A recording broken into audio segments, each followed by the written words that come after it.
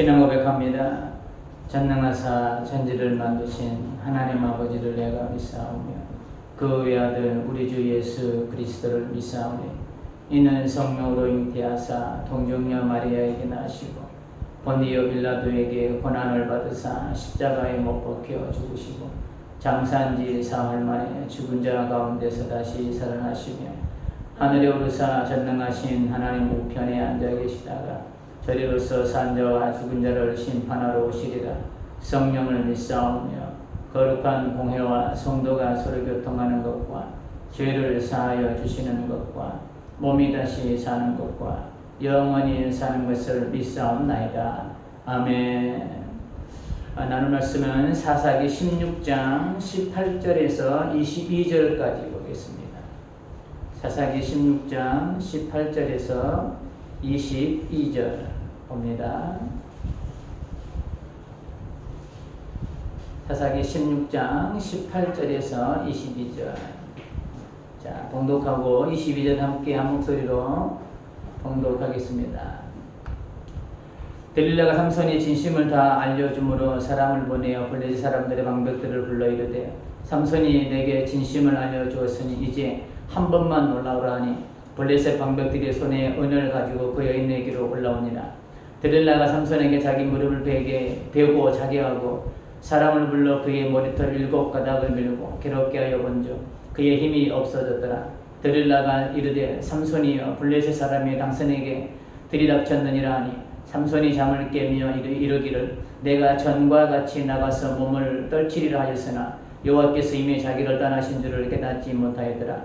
블레셋 사람들이 그를 붙잡아 그의 눈을 빼고 끌고 가사에 내려가서 노줄로 매고 그에게 옥에서 맷돌을 돌리게 하였더라. 함께합니다. 그의 머리털이 밀른 후에 다시 자라기 시작하니라. 아멘. 우리 앞뒤좌우로 인사합니다. 흘러보림의 축복입니다. 함께 갑시다. 자, 이제 오늘은 이제 다음 주면 아마 이 사사기의 삼손에 대해서 마무리 지을 것 같습니다. 오늘 제목이 최후 통첩이라는 제목으로 함께 은혜를 나누겠습니다. 그 무디 목사님 아시죠? 무디 목사님께 한 여인이 찾아왔습니다. 찾아와서 이렇게 질문을 합니다. 제가 아무리 범죄해도 하나님은 저를 그대로 놔두시는데요. 그러면 하나님은 계시지 않는 분인 것이 분명해요. 이렇게 질문해요. 이 여인이 아무리 범죄를 해도 하나님의 자기에게 아무런 반응을 안 하시는 걸 보니까 이 여인의 마음속에 하나님이 계신가? 이런 질문이 생긴 거예요. 그래서 이 여인 안에 하나님이 안 계신 것 같다. 무디 목사님께 이런 질문을 하는 거예요. 이 이야기를 듣고 있던 무디 목사님은 부인을 지그시 바라보면서 이렇게 이야기를 합니다. 부인은 지금 부인이 스스로 그리스도인이 아니라는 사실을 증명하고 있습니다. 그래서 이 말 끝에 여인이 또 묻습니다. 아니 왜요? 제가 교회를 얼마나 오래 출석했는데요. 내가 얼마나 열심히 교회를 다녔는데요. 라고 부인이 반문하자 무디 목사님은 다시 이렇게 말합니다. 당신이 그리스도인이라면 하나님은 당신을 죄를 짓도록 그대로 내버려 두지 않았을 것입니다. 무슨 말이에요? 무늬만 크리스찬인 것이죠. 그 내면적 그런 내적인 그런 신실한 믿음이 없는 것이죠. 이 여인의 마음속 그냥 교회만 한 것이죠. 교회만 출석. 예수님께서 말씀하셨잖아요. 주여 주여 하는 자마다 다 천국에 들어갈 것이 아니다. 내 아버지 말씀을 행하는 자다. 이 여인은 아마 그런 것 같아요. 교회는 부지런히 출석을 한 것 같아요. 내 삶에 예배는 없었던 것이죠. 그러니까 하나님께서 그냥 방임하신 그런 것 같아요. 징계는 자녀에게만 있는 것이죠. 자녀에게만. 자녀이기 때문에 하나님이 우리를 징계하시는 것이죠. 자녀를 사랑하는 부모는 자녀의 잘못을 그대로 방관하지 않습니다. 그대로 방치하지 않습니다. 그래서 사랑하는 자녀를 향해서 사랑의 채찍과 매를 듭니다. 잔소리하는 잔소리를 하게 되죠. 그처럼 우리 하나님은 하나님의 자녀들을 그대로 방관하지 않으시는 분이시라는 거예요. 그러므로 우리의 삶 속에서 하나님의 징계가 올 때 그것이 해석되고 징계로 확신될 때 우리는 하나님을 향해서 원망하지 않아야 된다는 것이죠. 그 이유는 바로 그 징계가 나를 사랑한다는, 그리고 나중에 나오겠지만 나를 친아들로 여기신다는 또 다른 증명이기도 하기 때문에. 잠언에서는 그래서 이렇게 말씀하고 있습니다. 잠언 3장 11절과 12절에서 내 아들아 여호와의 징계를 경히 여기지 말라. 그 꾸지람을 싫어하지 말라. 대저 여호와께서 그 사랑하시는 자를 징계하시기를 마치 아비가 그 기뻐하는 아들을 징계함 같이 하시느니라. 아버지의 마음은 아버지와 자녀의 관계를, 그리고 징계라는 이 삼각관계를 아주 잘 정의하고 있는 말씀입니다. 사랑하시는 자를 징계하신다는 것이죠. 곧 내게 징계가 있다는 것은 나를 사랑하기 때문에. 사회에서 경범죄 같은 경우에는 초범일 경우에 어떻게 하죠? 그냥 훈방 조치합니다. 다음부터는 그러지 말아요. 이번 한 번만 봐줄게요. 그런 경우 가끔 있죠. 그래서 훈방 조치하고 그냥 맙니다. 그런데 그 사람이 자꾸 와요. 그 경범죄를 저지르고. 그러면 어떻게 되냐? 이제는 훈방 조치에서 그치지 않습니다. 가중처벌이 돼요. 가중처벌은 법이 굉장히 더 무겁게 돼요. 한 번은 봐줄 수 있지만 자꾸 그렇게 반복된 죄를 저지르면 법도 이제는 허용을 하지 않죠.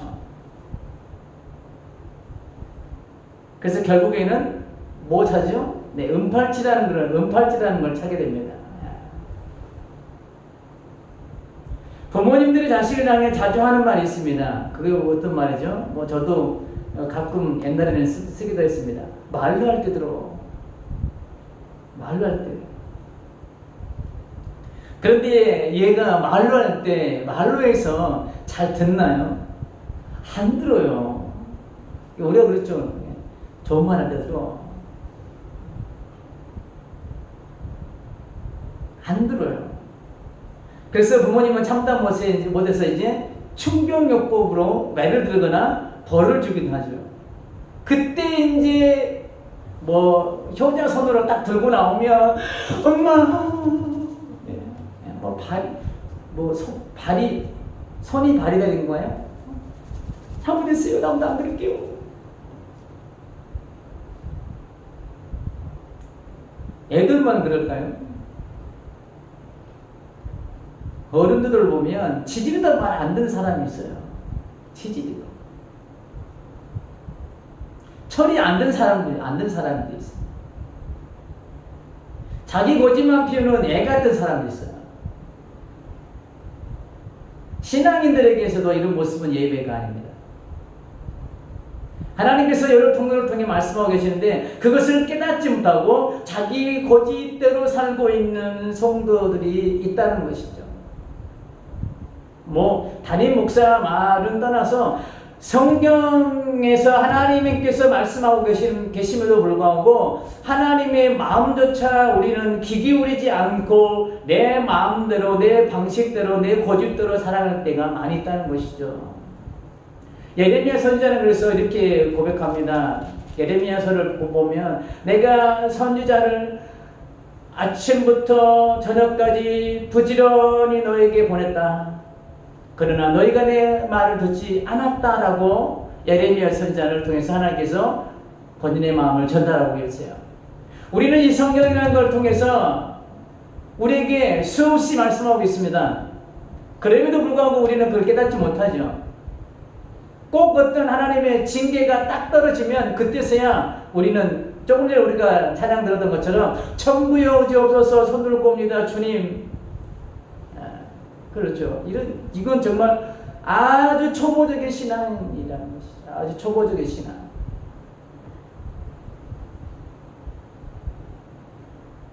이제 한계치가 다다르면 이제는 하나님께서도 말로 하지 않으십니다. 그리고 최후 통첩을 했음에도 불구하고 말을 듣지 않으면 징계라는 말을 드시는 거죠. 지금 삼손이 딱 그 짝입니다. 하나님께서는 삼손이 깨닫고 돌아오길 삼손의 곁에서 늘 말씀하고 계셨습니다. 그 방법이 뭐냐면 하나님의 임재를 통해서 순간순간 위기 순간에 삼손의 삶 속에서 능력들을 보여주셨죠. 우리가 살펴봤던 지난번에 본문에서도 그렇게 했죠. 순간 하나님의 영이 임하심으로. 그런데 더 안타까운 것은 우리가 지난 본문에 살펴보았듯이 여러 번에 걸쳐 들릴라의 꼬임이 있었습니다. 16절에 보면 날마다 라는 표현을 보면 3번, 성경에는 3번 기록되어 있지만 이 16절에 날마다 라는 말을 우리가 유추해 보면 그게 3번에 그치지 않았다는 것을 우리는 추측할 수 있습니다. 그럼에도 불구하고 삼손은 깨닫지 못해요. 하나님께서 어떻게 보면 3번 이상 날마다 그렇게 삼손 들릴라를 통해서 그렇게 한 것은 어떻게 보면 삼손을 하나님께서 삼손이 깨닫고 돌아오기를 기다리시는 하나님의 최후의 통첩일 수도 있다는 것이죠. 예, 너 이래도 못 깨닫니? 그러면서 삼손을 기다리고 있는지도 기다리는 것이죠.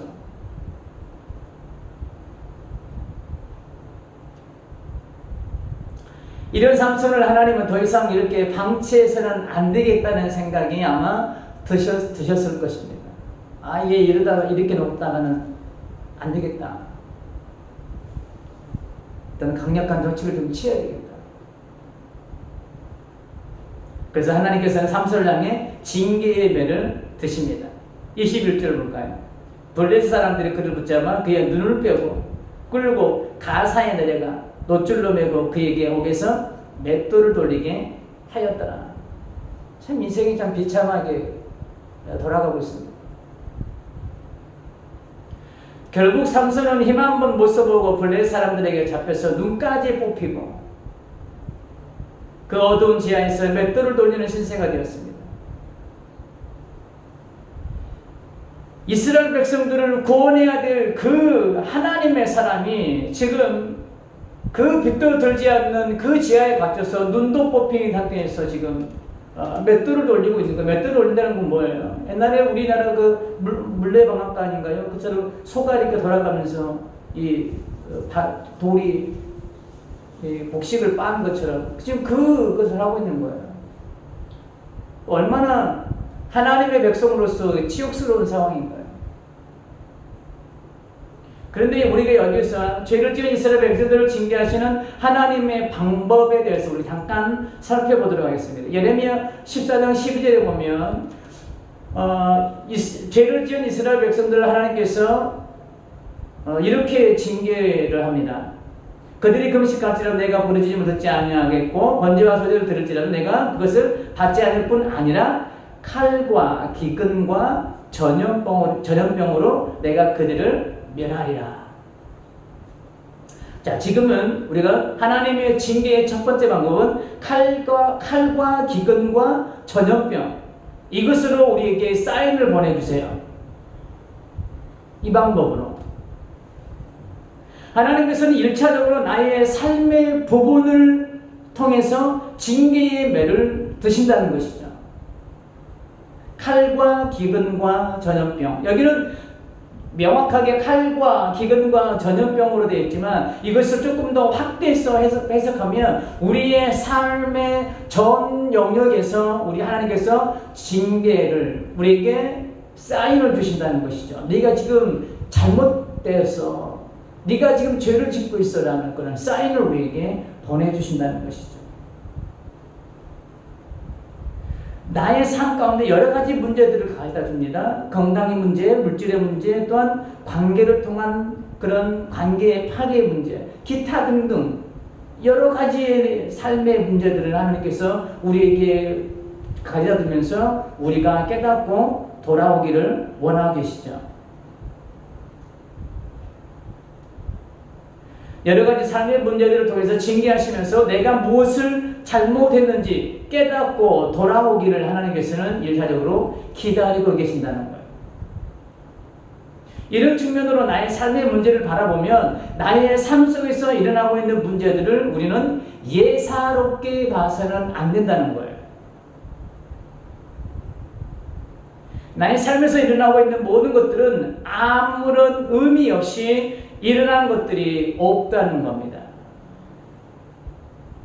그 일들을 통해서 분명히 하나님께서 나에게 무엇인가 말씀하시고자 하시는 뜻이 담겨져 있는 일들이라는 거예요. 그래서 우리는 나의 삶에서 일어나고 있는 일들에게 우리는 귀를 기울일 수 있어야 돼요. 하나님께서 이 일을 통해서 무엇을 말씀하시고자 하는 걸까? 이 일들을 통해서 내가 무엇을 깨달아야 될까? 이 일들을 통해서 내가 붙잡아야 될 은혜는 뭘까? 우리는 그래서 그 일들에 대해서 우리는 귀를 기울일 수 있어야 된다는 것이죠. 그 일들을 인간적 방법으로 접근하는 것이 아니라 말씀으로 접근해야 됩니다. 은혜로 접근해야 돼요. 그리고 그 상황들을 말씀으로 해석해야 되고 은혜로 그 문제들을 해석할 수 있어야 됩니다. 그때 우리는 사도 바울처럼 이런 고백을 할 수 있어요.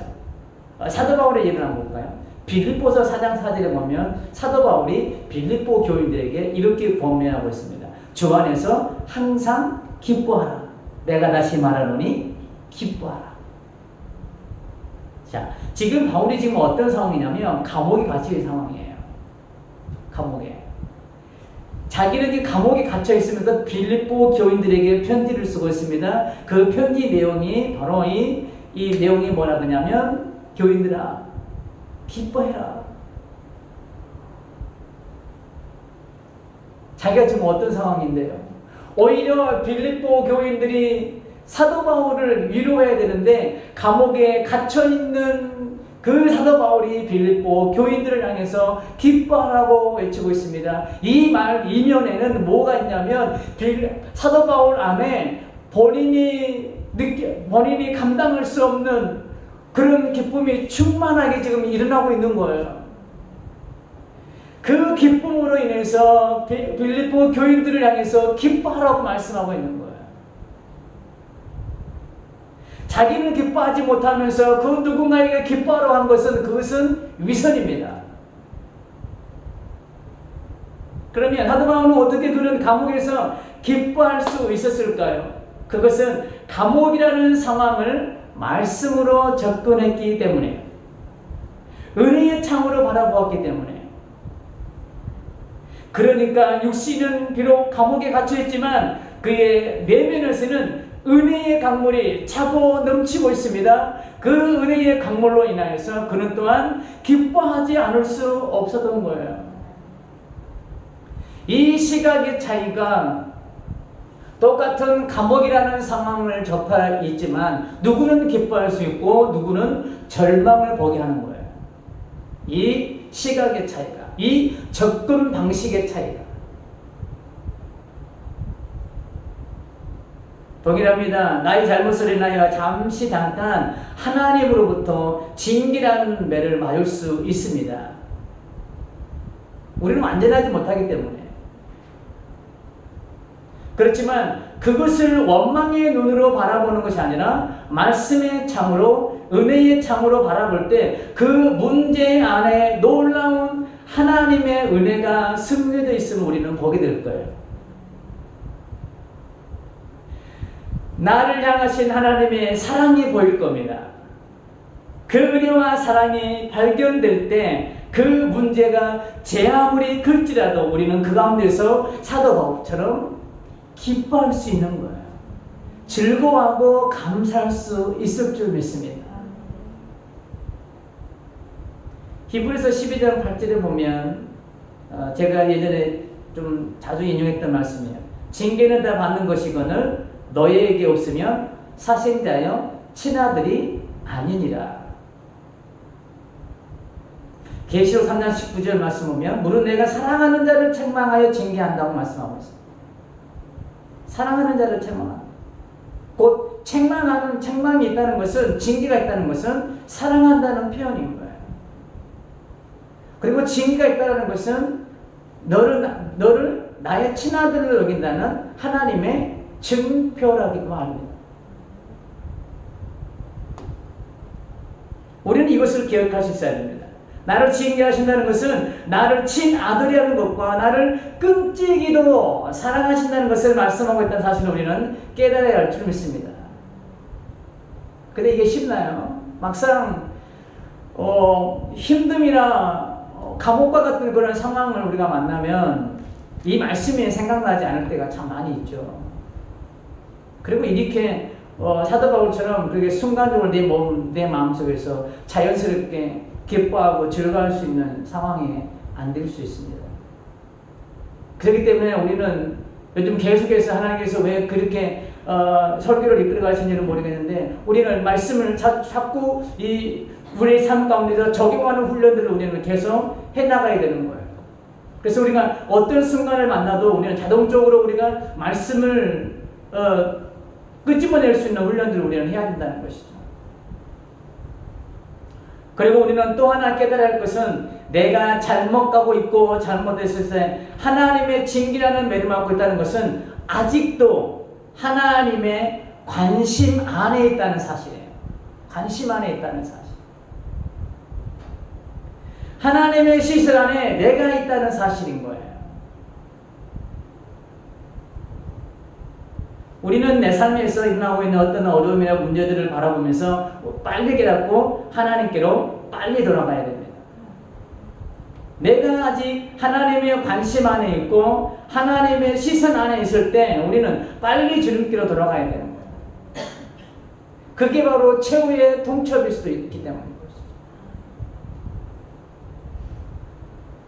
어떻게 보면 내 삶에서 문제를 통해 징계하고 계시는 것들이 내가 회개하고 돌아오기를 바라는 마음으로 기회를 주고 계시는 줄도 모릅니다.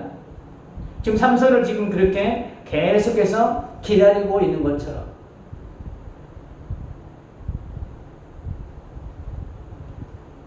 최후 통첩과 같은 문제를 만났음에도 불구하고 정신 못 차리고 자기 고집대로 살면 어떻게 되는지 우리가 한번 본문에서 한번 볼까요? 본문 20절 한번 보겠습니다. 드릴라가 이르되 삼손이 블레 사람이 당신에게 들어와 닥쳤느니라. 아니 삼손이 잠을 깨며 이르기를 내가 전과 같이 나가서 몸을 떨치리라 하였으나 그 다음이 중요해요. 여호와께서 이미 자기를 떠나신 줄을 깨닫지 못하였더라. 최후 통첩과 같이 하나님께서 우리의 삶의 문제들을 통해서 우리에게 계속 사인을 주고 계세요. 너 잘못 가고 있어. 사랑하는 딸아, 아들아, 너 지금 잘못 가고 있어. 우리의 삶의 문제를 통해서 계속 우리에게 사인을 주고 있습니다. 근데 삼손처럼 이렇게 깨닫지 못하면 아주 중요한, 우리가 삶의 문제보다 더 중요한 문제가 있어요.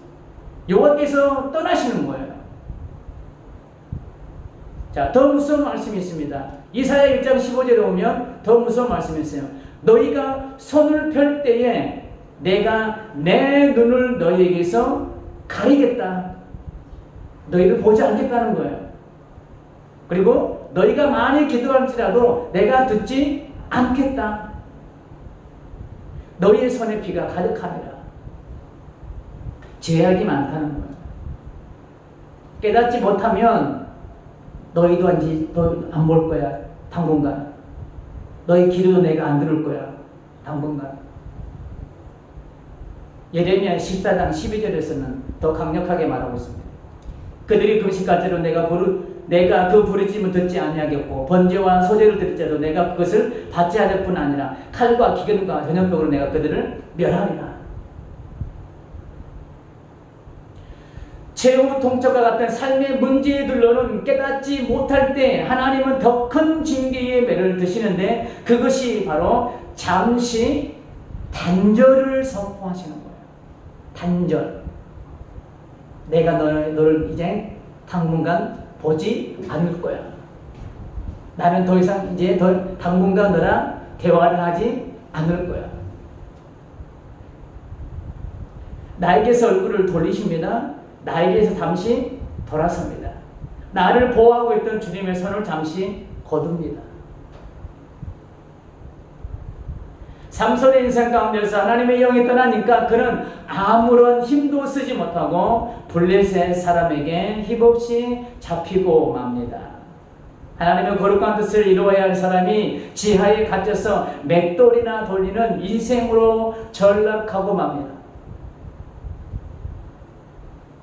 그렇듯이 나의 인생 가운데서 하나님의 손길이 떠나면 우리는 아무런 힘을 쓸 수 없는 인생이 되고 맙니다. 무장해제가 되고 맙니다. 무장해제된 나를 사단이 어떻게 할까요? 우리는 삼손처럼 아무 매갈이 없이 사단에게 먹히고 마는 거예요. 하나님의 영이 우리를 잠시 떠나면 이런 비유가 적절할지 모르겠습니다. 화상을 입은 사람들이 가장 위험한 게 감염이라고 해요. 감염을 막기 위해서 정말 진물로 찌들은 그것들을 뜯어내면서 소독으로 그 고통이 어마어마하다고 합니다. 그 드레싱하는 그 과정. 자, 왜 화상을 입은 사람들이 감염에 취약할까요? 그것은 이 화상으로 인해서 몸을 감싸고 있는 피부가 없기 때문에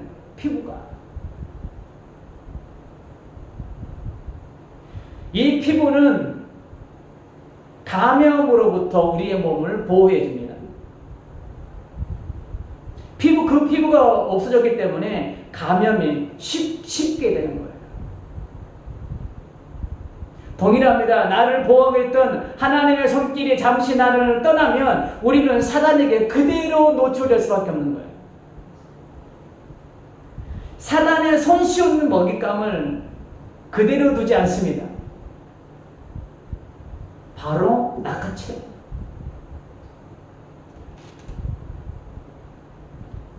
이처럼 우리가 더 두려워해야 되는 것은 우리의 삶 가운데 삶의 문제들을 통해서 하나님께서 최후 통첩을 하고 계십니다. 너 더 이상 그렇게 가면 이제 나는 너랑 안 볼 거야. 계속 우리 삶에 사인을 보내는데 불구하고 우리가 그렇게 깨닫지 못합니다.